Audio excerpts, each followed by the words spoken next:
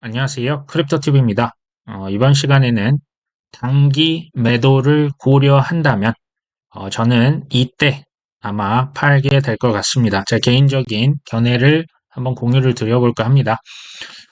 사실, 이 모든 것의 핵심은 비트코인 ETF죠. 뭐, 이제 저희들에게도 잘 알려진 세이파트가 12월 2일자 트윗 뭐라고 했냐.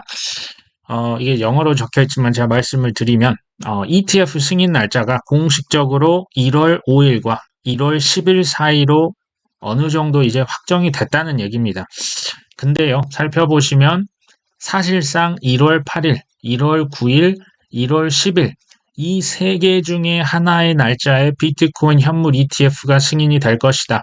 달력에 잘 표시해 놓으세요. 라는 얘기인데요. 그 전에 그러면 왜 이게 승인이 좀 어렵냐? SEC에서 공지를 했습니다. 뭐라고 했냐? 내년 1월 5일까지 비트코인 ETF 관련해서 퍼블릭 코멘트를 받겠습니다. 그러니까 일반 대중들의 의견을 수렴하는 그 과정을 뭐 거쳐야만 하는 것 같아요. 자, 이 기간 내에 그래서 승인할 가능성은 굉장히 낮죠. 사실 1월 5일까지 받겠습니다라고 했는데요. 그 다음날 1월 6일과 1월 7일이 주말입니다. 뭐 SEC도 정부 공공기관이기 때문에 주말에 뭔가 하지 않죠. 그렇다면 현실적으로 자 1월 10일은 왜 1월 10일일까요? 그 돈나무 언니죠. 아크 인베스트에서 비트코인 ETF 정말 최종 데드라인이 1월 10일입니다. 자 그래서 1월 8일, 9일, 10일 이 세 개 중에 하나가 아무래도 그 ETF 승인이 될 것 같다라는 얘기를 한 건데요. 여기서 이제 또 상상력입니다. 이건 제가 만약에 SEC 의장이라면 이거 사실 얼마나 힘든 겁니까? 지금 골칫거리죠. 욕도 너무 많이 먹고 있고 저라면 그냥 1월 8일에 발표하고 끝낼 것 같긴 합니다. 제가 의장이라면 그리고 이미 승인을 하기로 마음을 먹었다면 이라는 뭐 저의 생각이고요. 저번에 어떤 구독자분이 저한테 이제 그 댓글로 여쭤보셨는데, 단기 매수, 뭐 제가 뭐 총 자산 한 5% 정도 이제 최근에 샀다고 하는 그 코인 언제 파실 거예요? 라고 여쭤보셨는데, 사실상 저는 한 1월 8일 정도 ETF가 승인이 된다면, 이제 그 전, 그러니까 1월 6일과 1월 7일 그 주말에 사실상 전량 매도할 생각을 하고 있습니다. 지금 제 그 자산 100% 판 게 아닙니다. 제가 최근에 산 그 한 5% 정도 그거를 단기 그 한 달 정기예금 보고 들어간 거 그거 판단 얘기입니다. 근데 이제 12월 말 정도 됐을 때 이거 좀 너무 심한데 이거 막 두 자릿수 펌핑이 예를 들어서 업비트 모두 다 이제 빨간색으로 적셨다. 저는 그러면 그때 한 절반 정도 팔고 최종 데드라인은 저는 ETF 승인하기 하루 전날 정도 그냥 이제 팔아버리는 게 제일 안전하지 않을까라는 개인적인 생각입니다. 근데 또 이렇게 여쭤보실 수가 있겠죠. 그 팔았는데 만약에 그 판 가격에서 더 올라버리면 어떡합니까? 어, 우리가 사실 좀 식상한 투자 격언 중에 하나가 있습니다. 무릎에 사서 어깨에 팔라. 저도 처음에는 이 말을 제대로 이해하지를 못했습니다. 이거 공감하십니까? 내가 이제 무릎에 샀다고 하는 얘기는요. 실제로 내가 땡땡 자산을 샀는데 가격이 더 떨어졌다라는 얘기입니다. 기분이 좋을까요? 안 좋겠죠. 어깨에서 판다? 내가 어깨에서 팔았는데 그 가격, 그게 뭐 부동산이건 주식이건 코인이 됐건 어깨를 넘어 턱과 얼굴을 넘어서 머리 끝까지 가격이 더 올랐다는 얘기죠. 기분이 그렇게 좋지는 않을 것 같습니다. 그리고 이제 저는 뭐 부동산 유튜브도 뭐 이런 거 저런 거 이제 봅니다. 그 책도 많이 보는데 그 고수들이 했던 말 중에 제가 처음에는 이해가 잘 되지 않았던 말 이겁니다. 나는 항상 최고점을 기다리지 않는다. 저는 이 말이 이해가 잘 안 됐습니다. 우리가 비싸게 팔려고 저점에 매집을 하는 건데 이게 무슨 소리일까 했습니다. 근데요. 투자의 고수들을 제가 뭐 여러 명을 살펴보니 그러니까 이런 말이었어요. 특히 부동산 같은 경우는 받아줄 사람이 있을 때 적당히 매도하고 시장을 완전히 떠나버리는 거더라고요. 받아줄 사람, 그러니까 수요가 있을 때. 이제 그 얘기는요. 그 내가 팔았는데 그 집이 팔렸으니까 그 매수자가 샀겠죠. 근데 그 매수자는 집값이 올랐으니까 기분이 당연히 좋겠죠. 자, 저는 이제 팔았고 그분은 샀는데 가격이 올랐다. 이게 누이 좋고 매부 좋은 가격 그 시츄에이션이라고 하는 겁니다. 제가 처음에 이걸 이해를 못했습니다. 근데 그 이유가 중요하겠죠. 내가 어깨 수준에서 그냥 팔고 이 시장을 떠났을 때 그 이점이 자, 매도에서 실기했을 때의 단점. 자, 이 실기했을 때의 그 실패했을 때의 단점이 너무 큰 겁니다. 지금까지도 뭐 거래량이 회복이 안 되고 부동산 뭐 금리도 높고 지금 아무도 안 사고 매물이 쌓이고 있죠. 그리고 부동산은 사이클도 깁니다. 그렇기 때문에 이 소위 말하는 그 선수들은 어깨에 그냥 다 털어버리고 시장을 떠나 있었다는 거죠. 이게 참 재밌는 점이었고요. 불안한 100% 수익보다는 확실한 70%를 택한다는 얘기가 됩니다. 저는 이게 고수들만 사실은 이게 가능하지 않을까라는 생각도 합니다. 저는 뭐 해외 유튜브도 뭐 이것저것 많이 봅니다. 근데 코인을 자꾸 21년에 팔라고 합니다. 21년에 상승장에 팔라고 해서 이것도 무슨 말인가 했는데 이제 어느 순간 눈치를 챘죠. 아, 그때 팔아야 이제 그 22년, 뭐 불장이 언제 올지 모르지만 머리 꼭대기는 아닐 수 있지만 지금부터 슬슬 파는 게 중요하구나. 이걸 이제 외쳤었고요. 제가 예전에 그 이제 컨퍼런스 행사를 진행했을 때 국내 최초의 거래소 여기 뭐 창업자분도 이제 다 그 제가 인맥이 있었죠. 근데 그분이 2017년 그 12월에 그 뜨거웠던 장 기억나시죠? 그 장을 앞둔 9월 달에 회사 지분 66%를 국내 모 게임사에 거의 뭐 이거 전량 매도하고 그냥 떠나버리시더라고요. 제가 이게 이해가 안 됐었습니다. 당연히 이해가 안 됐죠. 지금 이제 한창 뜨거워지는데 왜 지분을 다 팔고 떠나버릴까? 지금 단기 타점 매매를 하시건 중장기 매매를 하시건 사실 중요한 건요. 내가 바닥에 사고야 말겠다. 또는 최고점 머리 꼭대기에서 팔고야 말겠다라고 하는 욕심을 내려놓는 게 아닐까라는 생각을 합니다. 이게 사실 누구만 할 수 있냐? 저도 이거를 몇 년 전에 사실 깨우쳤고요. 그 내가 투자하는 자산의 펀더멘털을 정확하게 이해를 한다. 자, 두 번째, 시장의 주기에 대해서 정확히 이해를 한다. 세 번째, 투자자의 심리에 대해서 이해를 한 사람들 중에서도 실패를 경험한 사람만 이걸 할 수 있습니다. 이 내려놓는 게 그만큼 어렵다는 얘기고요.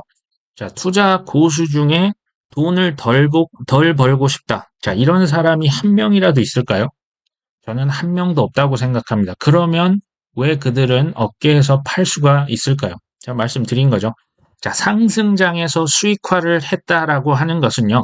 이건 동의어가 이겁니다. 하락장에 생존이 가능할 뿐 아니라 저점에서 매수할 수 있는 그 총알이 있는 거죠.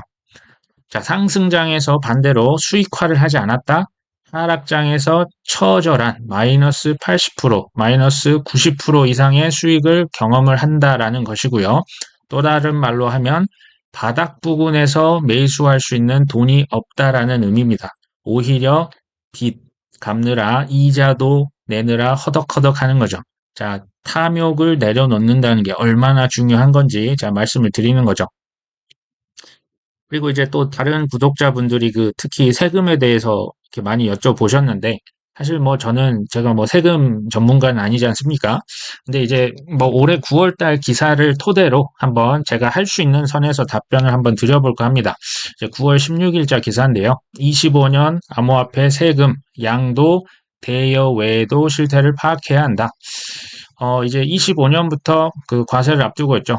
제도 정비를 통해서 탈세를 대비해야 한다. 자, 이 지금 핵심은 뭐다? 탈세를 대비하는 겁니다. 자, 제도 시행까지 1년의 시간을 앞두고 있는데, 현재 그 코인 과세 당국의 인력이 몇 명이다? 1명에서 2명이다. 지금 예산이 있다 없다? 사실상 거의 없는 거죠. 지금 현재 국세청은 25년 과세를 앞두고 가상자산 과세 관련 내부 시스템을 어떻게 만들지 논의 중이다. 자, 혼란을 방지하기 위해서 거래소들에 대한 컨설팅도 함께 진행하고 있다. 자, 요약합니다. 23년 9월 기준 코인 과세 관련 준비 됐다 안 됐다? 전혀 되지 않았다라는 얘기입니다. 이게 이제 하지만 2년간 그 코인 우리 세금을 뭐 원래는 뭐 22년에 내내 많이 했었지 않습니까? 23년이었죠. 근데 25년 1월 1일 이후 양도 대여분부터 연간 손익을 통산해서 다음 연도 종합소득세 신고 기간에 신고한다. 자, 무슨 얘기일까요? 25년 우리가 지금 마음고생해서 투자해서 좋은 소득을 이제 수익을 거뒀는데 그 수익이 발생했는데 세금은 25년이 아니라 26년도 다음 연도 종합소득세 신고 기간 이게 이제 5월 달입니다. 그럼 26년 5월 달에 우리가 그 종합소득세 낼 때 우리의 코인 세금을 자진 신고하면서 내야 한다. 지금 이렇게 얘기를 하고 있죠. 뭐 지난번에 국세 행정 포럼이 있었다고 합니다. 자, 여기서 가상자산 제도 정비의 필요성이 강조됐다. 가상자산 과세 대상의 유형, 거래 소득 구분에 관한 기준을 명확히 하고, 자, 지금 기준도 명확하지 않다는 거죠. 납세 협력 의무 부과 등 입법적인 개선 노력, 입법이 됐다 안 됐다 지금 안 됐다는 얘기입니다. 자, 가상자산 추적 기술 개발, 과세관청의 가상자산 인력, 예산 확보 등 뭐 여러 가지 노력이 필요해서 뭐를 방지한다? 탈세를 미연에 방지할 필요가 있다. 자, 가상자산 유형이 다양해지면서 유형별 소득 구분에 대한 명확한 판단 기준을 제시하기 어려운 상황이라고 하네요. 지금 뭐 가상자산, 양도, 대여 관련 소득을 기타 소득 과세 대상에 포함시키고 있다. 자, 현재는요, 양도는 내가 사고 파는 그 매도해서 그 시세 차익 얻은 그 양도 행위고요. 대여라고 하는 것은 자식에게, 뭐 배우자에게 증여나 상속하는. 자, 지금 현재는 이 두 가지만 놓고 과세를 합니다. 근데 예를 들면 디파이로 우리가 받은 이자 소득, 자, 뭐 에어드롭, 뭐 해외 거래소에서 사고 파는 행위들, 또 개인 간 P2P 거래, 이거 어떻게 할 겁니까? 지금 포함됐다, 안 됐다? 안 됐다라는 얘기죠.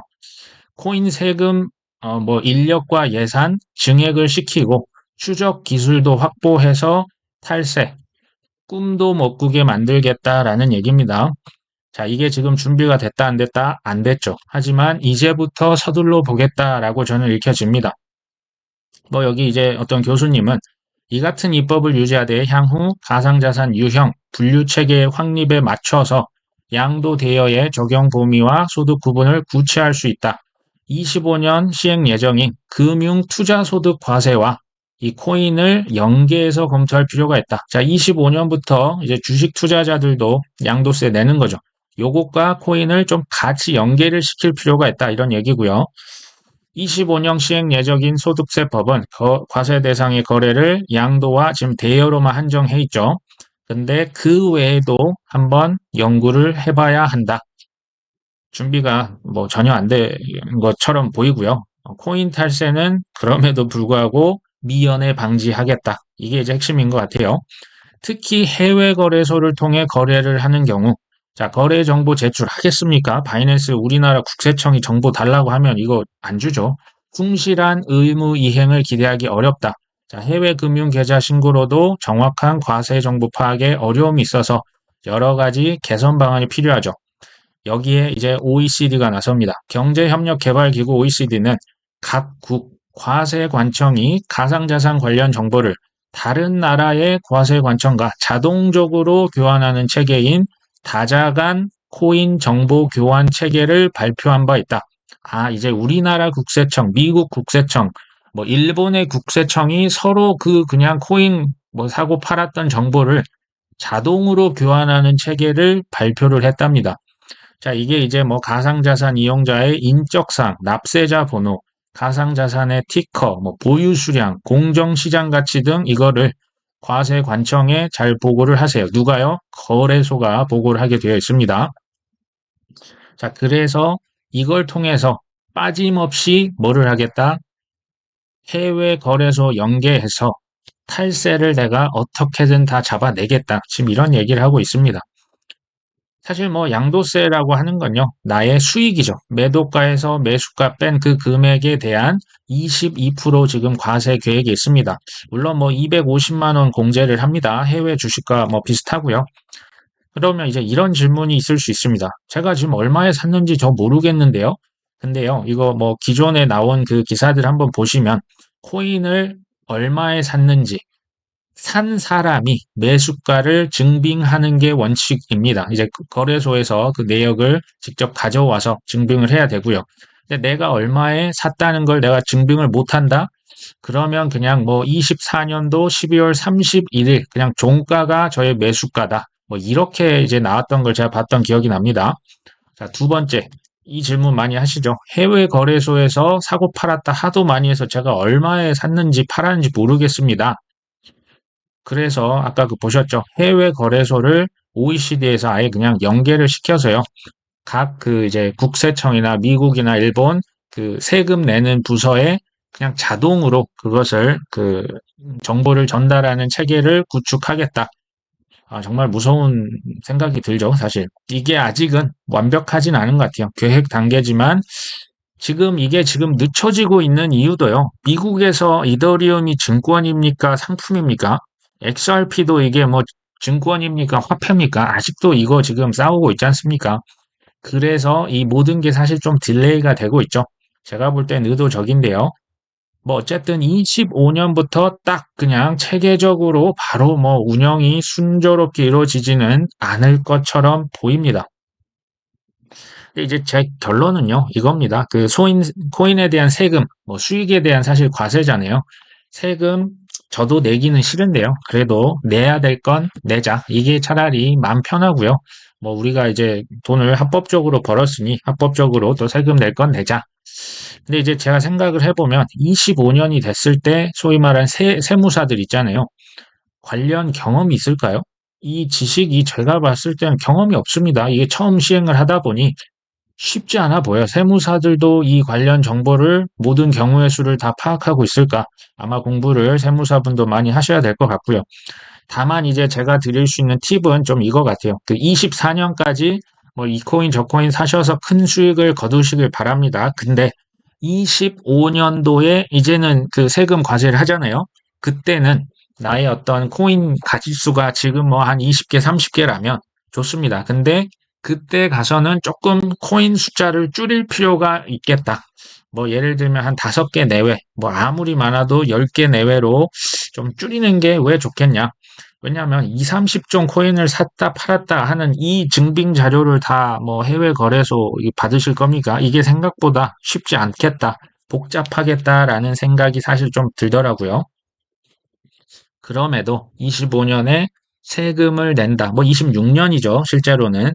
26년도에 세금을 낸다는 것은 내가 돈을 많이 벌었다라는 얘기죠. 돈을 만약에 손해를 봤다. 낼 세금이 사실 없는 겁니다. 자, 크립토TV 구독자분들 모두 성공 투자 하시는 그날까지 저희도 방송을 계속해 볼 수 있도록 하겠습니다. 자, 오늘도 끝까지 시청해 주셔서 감사합니다.